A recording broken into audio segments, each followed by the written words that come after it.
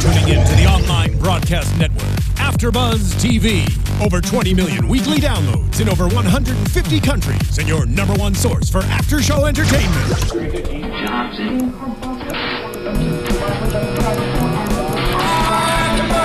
AFTERBUZZ TV, the destination for TV superfans, producing after-shows for over 300 of your favorite TV shows, interviewing celebrities and showrunners, and bringing you behind-the-scenes exclusives. All thanks to E! Entertainment's Maria Menounos, producer Kevin Undergaro, and internet leader Akamai. Now, let the buzz begin!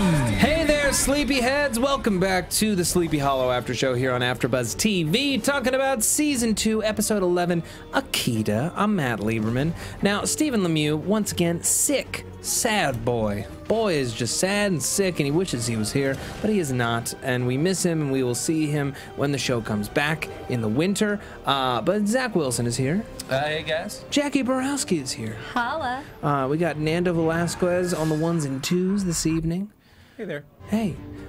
So, this episode... It was an episode. It was an episode. It was the fall finale. Some things I liked. A lot of things a little baffling. This fall season... Here's the thing, folks, and let me just drop any sense of pretense. I think that I can say, and Jackie can definitely say, and I think you can say too, Zach, we're all pretty disappointed with how the show has been turning out this season, because the first season was so excellent. I mean, almost uniformly excellent. Yes. Thinking back, I can't think of a bad episode. And I feel like we've gotten a bunch of bad episodes this season. The first season had its flaws, as any freshman show does. Yeah.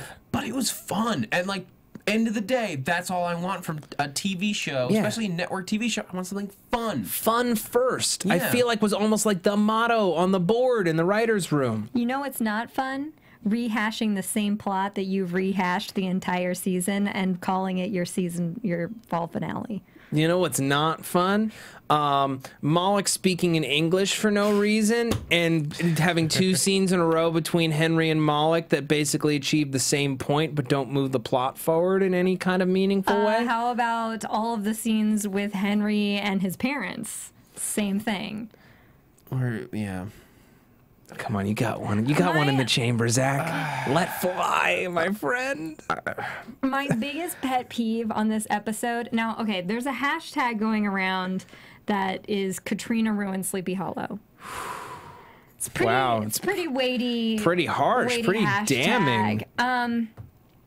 We all know that I'm not a big Katrina fan, but I would argue that Katrina did not ruin Sleepy Hollow. The writers ruined episodes of Sleepy Hollow. Katrina had all the setup to be a fantastic addition to this cast. Yes. And I defended her for the longest time on this show because I wanted her to be good so bad. Even if she was a bad character, if she went villain on us, I would be totally behind that because it would be a good character trait. It would be interesting. Yeah. I literally have written down in my notes, what can you do, Katrina? Oh, come, because she unlocked the magic of the weapons. She did do 2 things. She did do 2 things. She put a magical spell on the weapons, and she let everybody see Abraham von Brunn's head. Exactly. But I didn't even understand why a magical spell had to be put on the weapons. They were magical. That's why Holly had them. No, they were reported to be magical. Redundantly magical. They needed to be more magic. They needed to be more magic. But that's what we're talking about here. Like, they have forced the situation into a place that Katrina has to use magic, not that she has to use a spell or something to get us out of a jam. It's just like, oh, these weapons we've never discussed before need this quick thing. Oh, I can do that. Bam, it's done in the background. It's not a challenge. Katrina isn't being challenged to anything right now. That's exactly true. And like everything she's helped out with have been like locator spells or very, very simple, like, here you're the freshman person on the show. You get to play tiddlywinks while the rest of us deal with the big guns. I want to see her struggle. Like when she can't use magic, I want that to be devastating to her. Not, oh, my power's weak because I've been in purgatory, which can happen. Can totally be the case. But that needs to be frightening. Right, because think about this, right? She's been in purgatory for centuries. Her coming out and tasting the fresh air and being on Earth, she should be trying to get back into her old life, and finding that she can't should be really, really terrible. Now, look, she's not a perfect character, but I also think that there are a few things that I do like, and this episode highlighted a few of them, and I'm just going to say it because I feel like somebody has to go to bat for certain elements of this episode, because it's easy to get disappointed with the things they got wrong. Yeah. Frank! Pardon me. In any case, I apologize to everyone's I like the complexity of her relationships with Ichabod and Abraham. I feel like the way that she's playing that is believable, where it's like, look, I can still care about this guy who was almost my husband, and is obviously, you know, still obsessed with me centuries later. Yes, he's the horseman of death, but he became the horseman of death to try to hold on to me. I'm not going to not feel bad for this guy. I feel like she could give two poos about Ichabod. Her chemistry with Abraham von Braun is off the charts. It's way stronger, isn't it? It's way stronger. And you see that there's a bond between them because obviously they spent more time together on set. That's like just one of the things. So their chemistry is off the charts. And then when you see her with Ichabod, you're like, are they neighbors? I'm not sure what the relationship is here. And when she had that moment with him, that was like, I guess we're broken up kind of moment. It was like... You mean the 90210 moment? Yes! It was like, that moment was so, like... He's bringing forth all these emotions and everything, and she wipes away a single tear at the end. I'm like, wouldn't she... Your husband just broke up with you. Shouldn't you be, like, snotty crying? He should put you on a break.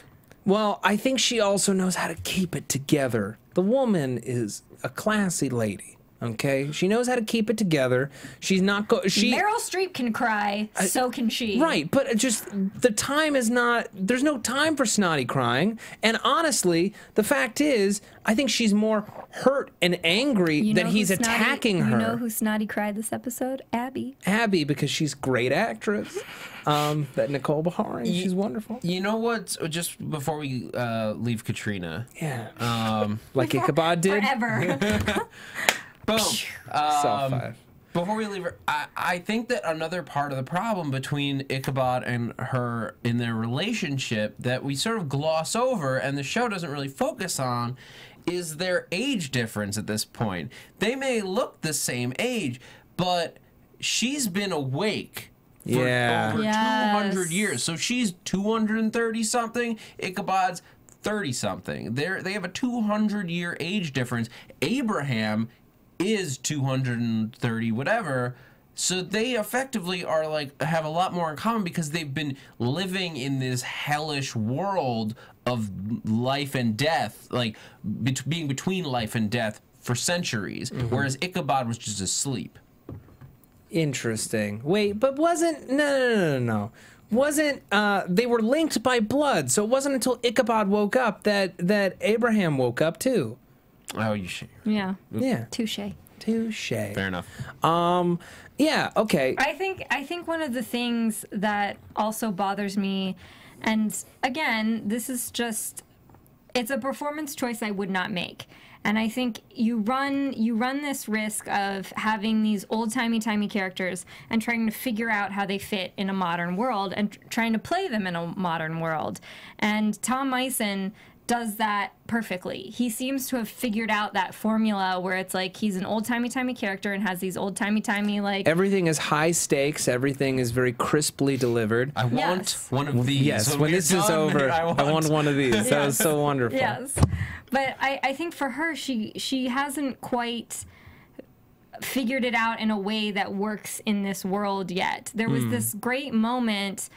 There are ways to play things too understated, and I think that's what she's doing right now because she feels that the character, maybe she feels, I don't know, that the character being an old-timey character needs to be more reserved, but there are moments where you want that punch, you want that emotion. Like, I'm talking about the breakup scene. I wanted her to react with more than just a single tear. You can be demure and ladylike and still be very upset. Abby does it. And there was this moment where she does what on paper is a cool thing where she uses her power to stop the zombie.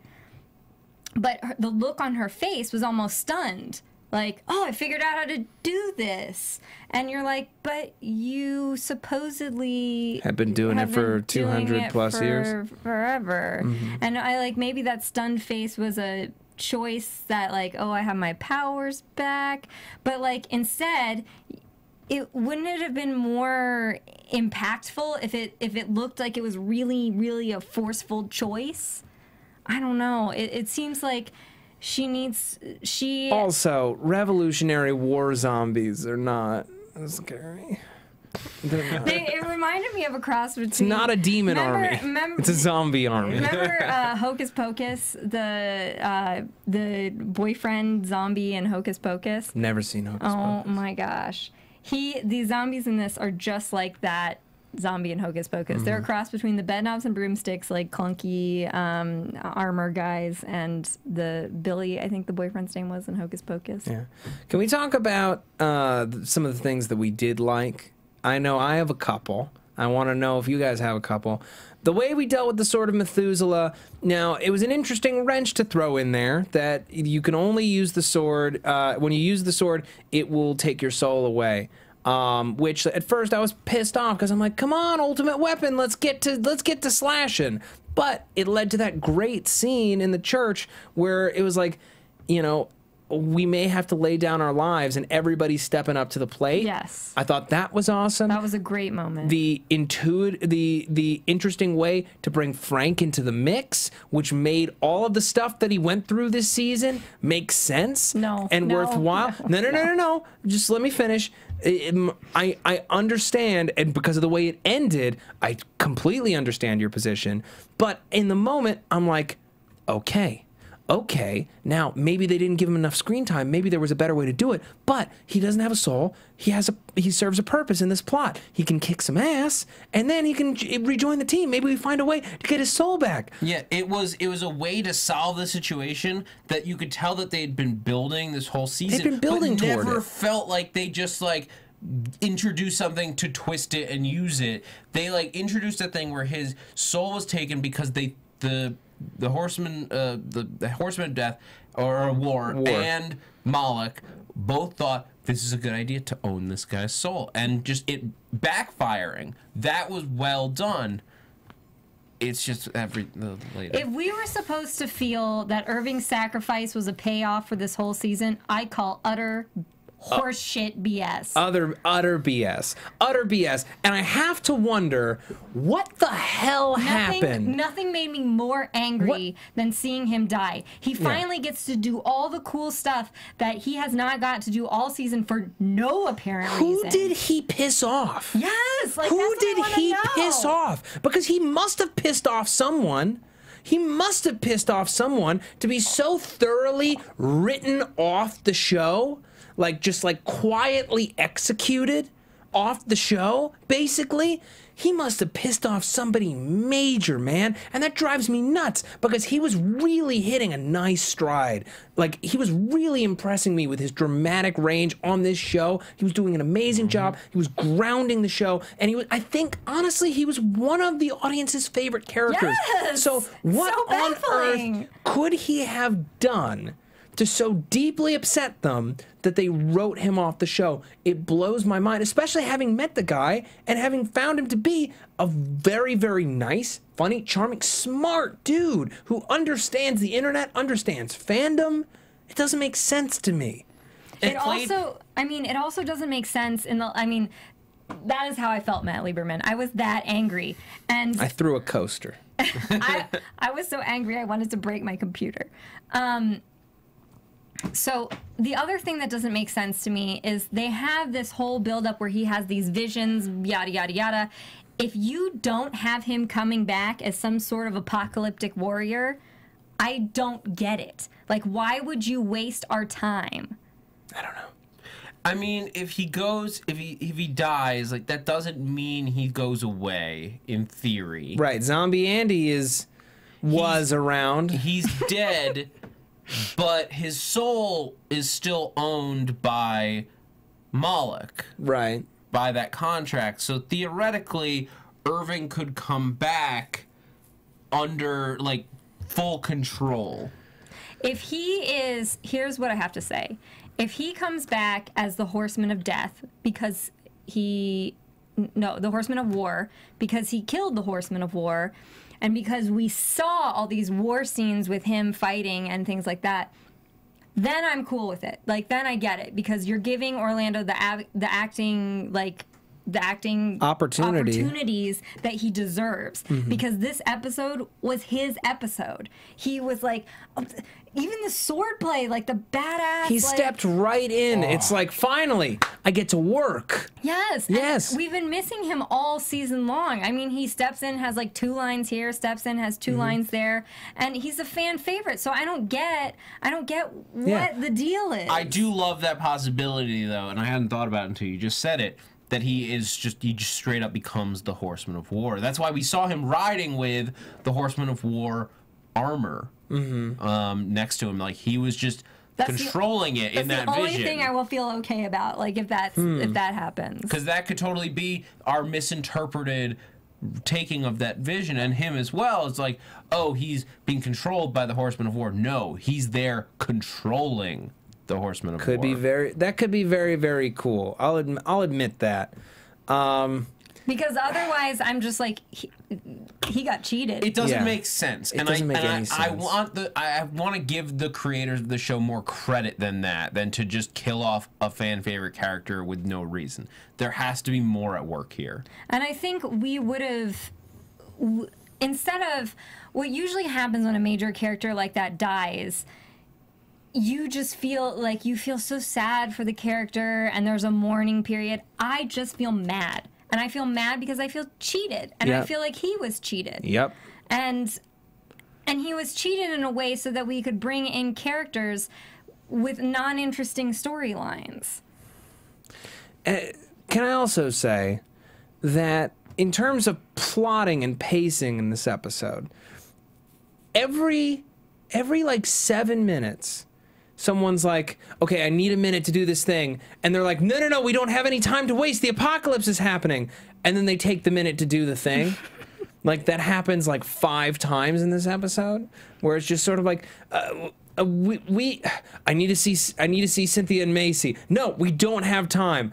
But I need to put magic on the weapons. Okay, we got time for that. You know what I mean? It's a lot of like hurry up and wait, hurry up and wait, hurry up and wait. We need to get there as soon as possible. We need to steal this motorcycle because the apocalypse is happening, and he's not there. Hold on, somebody go find Holly. That was another great episode. Not Holly. That was another great moment when they found the motorcycle. Yeah. I liked that moment. That was fun. Yeah, that was a pure Sleepy Hollow moment where he's like, "Where shall I buckle? Where shall I buckle?" Yeah. And she's like, no, put your arms around me. He's like, oh, but where should I buckle? She's like, oh, there ain't no buckling. Zoom. Ooh, I want one of these. Yeah. When this is over, I want one of these. Fantastic. Loved that. Yeah. You know what? Here's another thing, and this should be filling us with glee right now. Jackie, this should be the most satisfying moment of the show so far for us Ichabod shippers, because Katrina and Ichabod having their little fakey divorce means that finally he can pursue Abby as a romantic partner. But it feels so arbitrary, and it feels so very much like all right, let's take them apart so we can start pairing them together.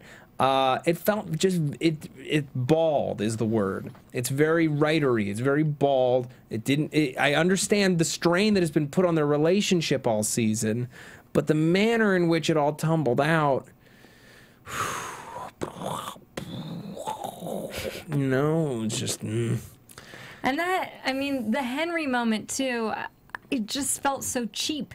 Because when he turns? Because I don't know about you guys, but the minute that we know that Irving is dead, the only other person then we're told that can wield it is Henry, because he does a long explanatory thing to tell us that. After that moment, boom, you know that because all they've been doing for like 8 bazillion episodes is explain how they're trying to like fix Henry. I was like, well, there goes that. Like, that wasn't very shocking to me. And then they use Sleepy Hollow. Like, you were the practical effects guys, so why are you using the Once Upon a Time in Wonderland effects at the end of this episode? I just didn't understand.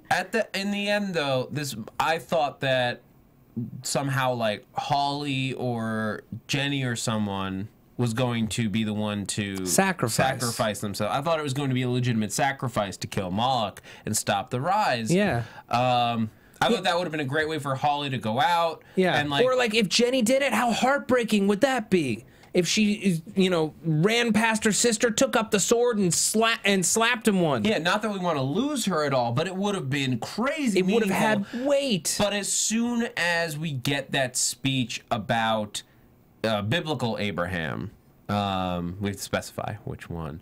As soon as we get that speech, I'm like, oh, so he's gonna kill Moloch now because he's his father, and we spent the entire episode having him berate his son and Henry, talk about how, but you're my adopted father and I love you. Henry has severe daddy issues. Yeah. Severe. I do say, Henry, is that a theme over there? Is that a big theme? It's unmistakably, yes, it's unmistakably just a big theme in a field. And what is that? Is that a giant hammer?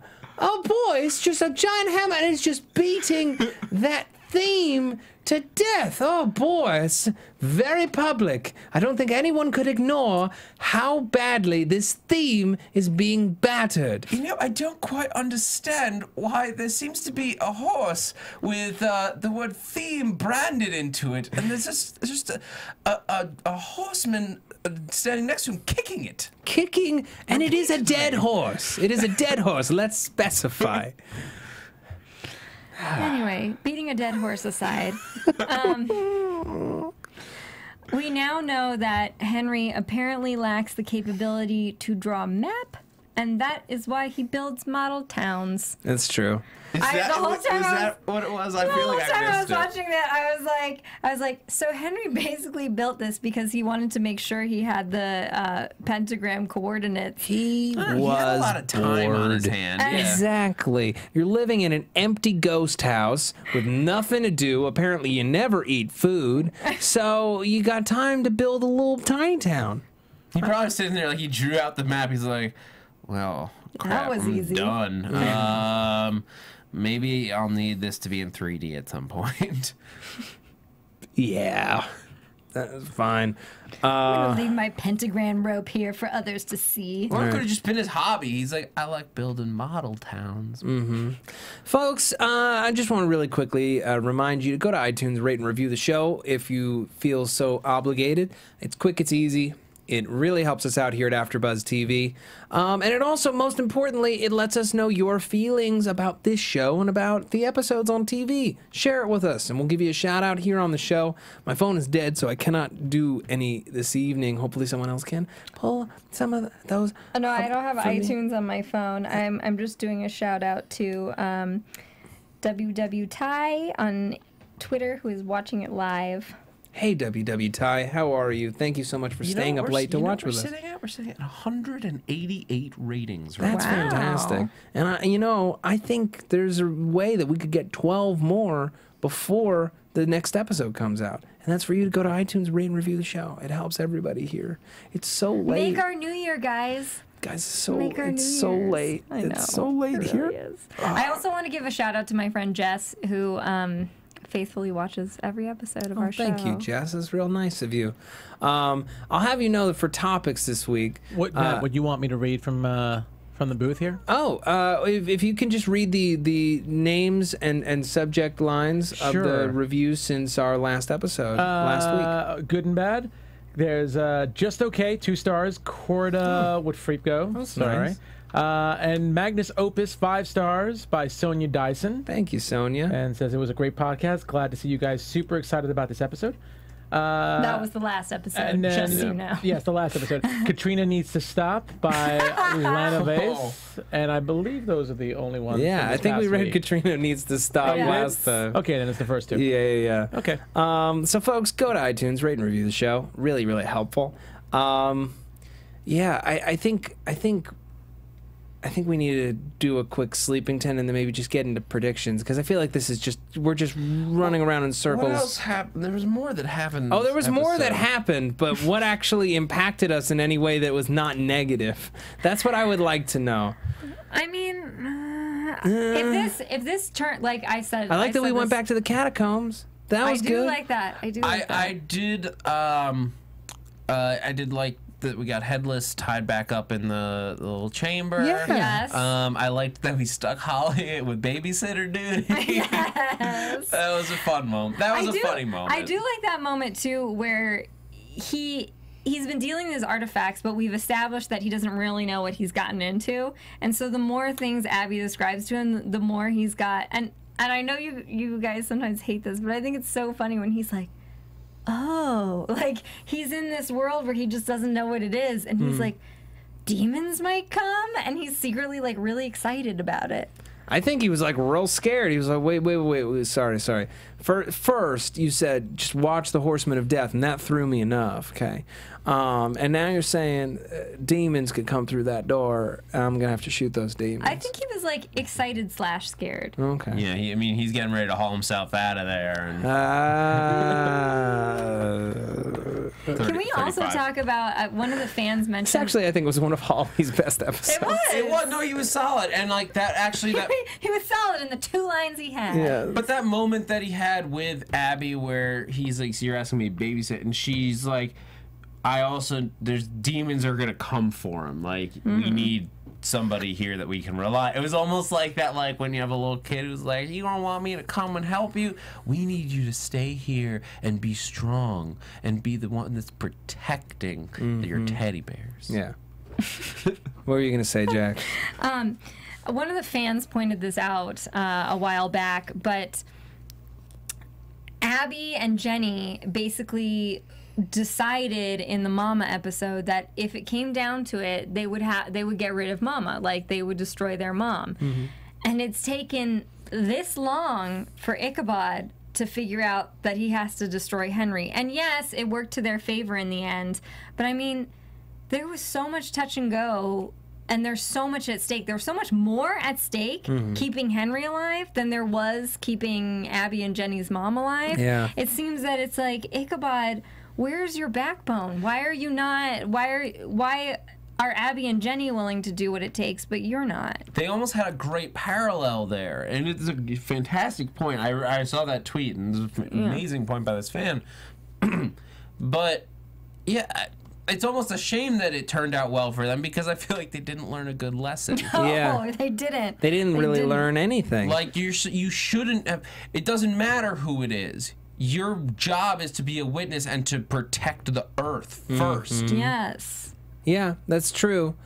I also want to say, I think a key issue this season has been the character of Henry, who, when introduced, before we found out that he was in fact Jeremy, was very compelling. He had all this pain. He was very mysterious. He showed up every once in a while. Masterstroke, it felt, at the end of season 1, to reveal, oh my God, he's Ichabod's son. That's crazy. And he's evil, even crazier. You left season 1 going, whoa, my God, this is gonna be awesome. Right. But then, in actuality, having him as a character has been very problematic, because he's very wishy-washy. It's very wishy-washy what the show wants to do with him. He wants to bring Moloch to Earth. Great. They literally had him regress into an 8-year-old boy. Yeah, which is far less interesting to watch than a compelling older gentleman with a past. All of that being said, every episode hit the performance from John Noble is Oh, he sells the material to the rafters. That's the thing. It's like, John Noble, you could give him a flaming vial of poo and say, deal with it, and he will. And he will. If there was ever any doubt that he is a fantastic actor, this season of this show is proof that, like, just cast him in everything. Yeah, Yes. he's great. Okay, unfortunately, we were running low on time. So just because it's late and we started late, so let's take one last sojourn this fall to Sleepington Abbey. Previously on Sleepington Abbey, there was a whole community filled with people that we liked last year. But this year, things have grown complex, dark, and perhaps misguided. The remaining residents of Sleepington Abbey gathered to discuss the recent events. My lords and ladies, I have heard the most shocking and scandalous thing. Do tell. Do tell. Well, Sir Franklin Irving was essentially written off of Sleepington Abbey for no reason and giving an unceremonious death in a lackluster episode. Disgraceful. Most scandalous. Most scandalous. Who's got one? Anyone else got one? Come on. I do say that I have heard such a tale upon this day that Do tell.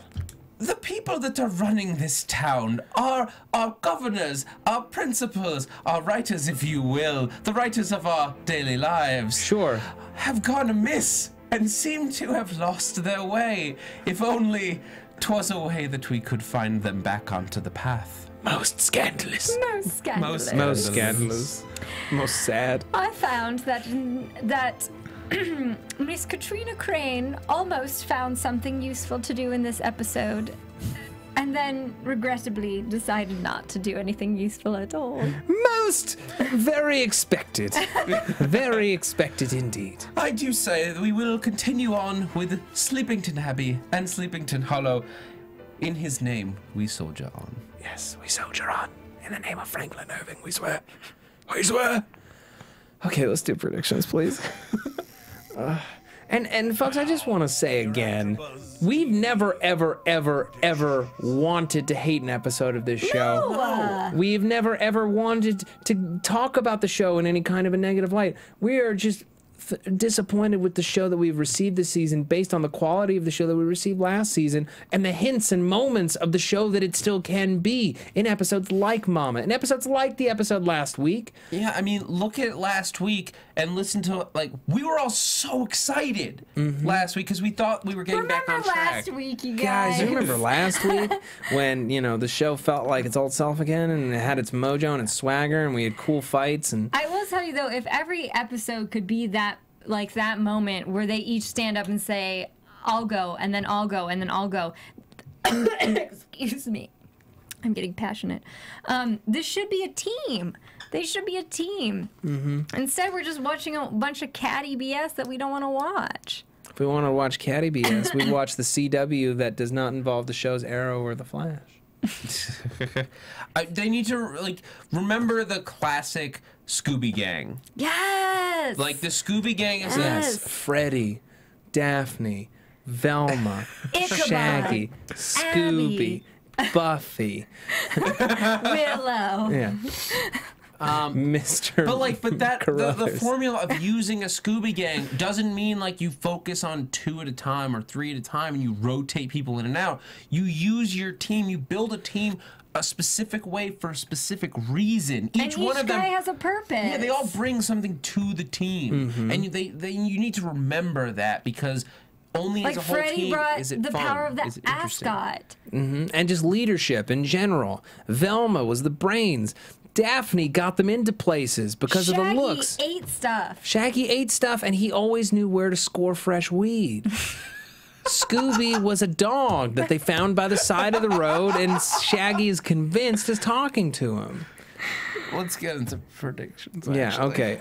Well, so Henry just stabbed Moloch with the sword that says that it steals your soul and you die. If all I have to say is if Irving doesn't come back as the Horseman of War, I'm going to be so upset. Like, I'm already upset. Yeah. But in my mind, I'm like, they're going to make this pay off in a way that makes me not upset. If Irving doesn't come back, and I hate to use these words, these next 3 words, I'm kind of done. I'm kind of done if he was written off of the show in such an unceremonious way. And it's like, maybe I'm overstating it, and maybe I need to watch this finale again, and maybe I just need to let it simmer. But I think there are fans that, not just about Irving, but I think there are fans that feel the same way. Like, we have people that were very passionate, like we were, about these characters, and you're so invested in them. To mess with them feels like you're messing with somebody personally. You know what it is? I don't know what I'm rooting for anymore. Yeah. I almost want Moloch to rise because I feel like there would be more drama on the show. Because I'm not. There's no struggle with Ichabod and Katrina other than, like, I don't know what's going on with them anymore. Like, it's tough, but I don't want. I don't necessarily want them together because that doesn't seem like it's going anywhere. Yeah. And I don't want them apart because I don't. What is that? And I'm not shipping anybody really hard right now. There's no relationships that I'm dying to have come together. Sorry, Jackie. No, that's okay. Everybody's entitled to their opinion. But not even, like, just not that one specific one. None of them. So all I'm rooting for is the vague sense of stop Moloch. Yeah. And do you know what's the worst thing? Here's the worst thing. The problem with the show is that they have cannibalized their own premise. Because wasn't the whole point that the apocalypse can only come when the 4 horsemen draw nigh? I thought so. If just 2 horsemen can bring Moloch to Earth and he can try to summon the apocalypse, what's the point? What's the point in waiting for 4 horsemen? And why did Moloch have to wait? Like, I want to know why he didn't just raise all 4 at once and be like, "Hey, I got my four bros." It doesn't make any sense. This whole season could and still could be about world building and about building the necessary foundation for a series to come and for this series to last for a long time. And I feel like it's just been a lot of treading water. And if you bring Moloch to Earth in the middle of the season, and he's raising the apocalypse in the middle of the season, how are you supposed to top that unless, as you say, the apocalypse actually did happen? Because if the apocalypse did happen in this episode, and now we're just living in an apocalypse world, there's a lot to do. There's a lot of cool stuff to do. I guess it doesn't, you're right. There's a level of it not making sense. In theory, I guess we could come back from this and, like, that stab, Moloch could, like, just, like, reform and be like, "Mwahahaha, now I'll kill you all." Like, it may not have done anything. Yeah. What about, you have a good point, though. What about building the mythology? I mean, what we were drawn to was the mythology. So if you're a show that is supposedly dense in mythology, why not continue to build on that? Because they made John Noble a series regular and felt the need to service him with dialogue and scenes every week that ultimately led nowhere. The problem lies in trying to service that character instead of servicing the show. Yeah. What would have been a really strong season 2 that I assumed where we were going was the attempt to rise the 3rd horseman. Yep. That would make sense. As opposed to Moloch, because stop trying to make sense. That would make sense. Stop making sense. Like, Talking if we heads. had to spend the whole season just trying to raise a piece that Moloch needed, then that's a real struggle, and it doesn't feel as cheap as, like, Moloch coming to Earth, but jumping the gun by 2 horsemen. And like 5 years. Yeah, what happened to our 7-year witness? 7 years of trials and tribulations. Also kind of put off by the fact that, you know, this season only takes place like weeks after the first one, instead of like skipping a year. In any case, folks, I think that's going to wrap up our show for this evening. Yeah, please go onto YouTube and tweet at us and iTunes. I really am curious to know what you guys thought. I know we've done a lot of anger. A lot of venting. A lot of venting tonight. But I am genuinely... We had love the other night. Yeah, I am genuinely curious what how you all felt about this episode and the season thus far. True that. Now, Zach, where can the people find you? You guys can find me on Twitter at @ZachWilson, THATZACHWILSON. And also here after AFTERBUZZ, a ton of shows, Agent of S.H.I.E.L.D., Z Nation, Grimm, Doctor Who Classics comes back tomorrow night. Yes. Yes. And Jackie. At 123 Jackie_B on Twitter. At 123 Jackie B, all one word on Instagram. And Jackie is spelled JACQUE. Yay. And you can find me on Twitter at Matt Lieberman. That's MattLieberman. You can also find all my videos for SourceFed Nerd, and my personal channel on YouTube, youtube.com/Matthew D. Lieberman. I'm going to be posting some fall season reviews this month on my channel. Check that out for a bunch of shows. And yeah, folks, we'll see you around. We'll see you next week. Good night. From executive producers Maria Menounos, Kevin Undergaro, Phil Svitek, and the entire AfterBuzz TV staff, we would like to thank you for listening to the AfterBuzz TV network. To watch or listen to other after shows and post comments or questions, be sure to visit AfterBuzzTV.com. I'm Sir Richard Wentworth, and this has been a presentation of AfterBuzz TV. Good night, sleepyheads. The views expressed herein are those of the hosts only and do not necessarily reflect the views of AfterBuzz TV or its owners or principals.